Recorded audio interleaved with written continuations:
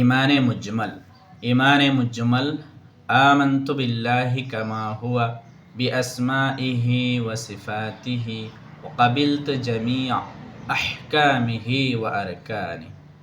আমানতু বিল্লাহি কামা হুয়া আমানতু বিল্লাহি কামা হুয়া বিআসমাইহি ওয়া সিফাতিহি ওয়া ক্বাবিলতু জামিআ আহকামিহি ওয়া আরকানি।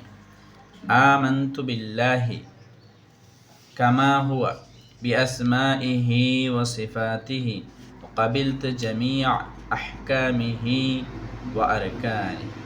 এই যে ইমানে মুজমাল, এইটা হইল গিয়া আপনার তর্জমা।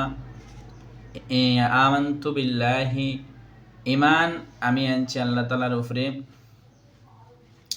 ওলা হাইন আল্লাহ তাআলার নামের উপরে, সিফাত অখলর উপরে, আর আমি আল্লাহ তাআলার तमाम আহকাম রে, আল্লাহ তাআলার সমস্ত আহকাম আর হুকুম বলাগুলারে আমি मानलाम। ईमान लाया मैं अल्लाह ताला पर जैसा कि वह अपने नामों और सिफ़तों के साथ है, और मैंने अल्लाह के तमाम अहकाम कबूल किए।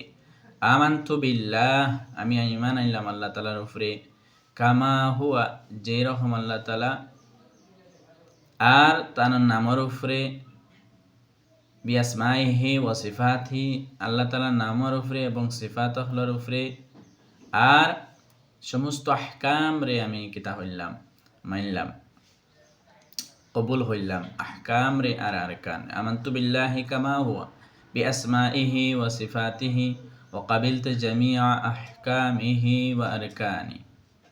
এই লগে ইমানে মুজমাল অর্থ সহকারে, অর্থাৎ সংক্ষিপ্তভাবে ইমানের কথা, এটারে হয় ইমানে মুজমাল। মুহতারাম দোস্ত বুজুর্গ, ইমানে মুজমাল আর ইমানে মুফাসসাল আমরা লাগে অর্থ সহকারে শেখা দরকার।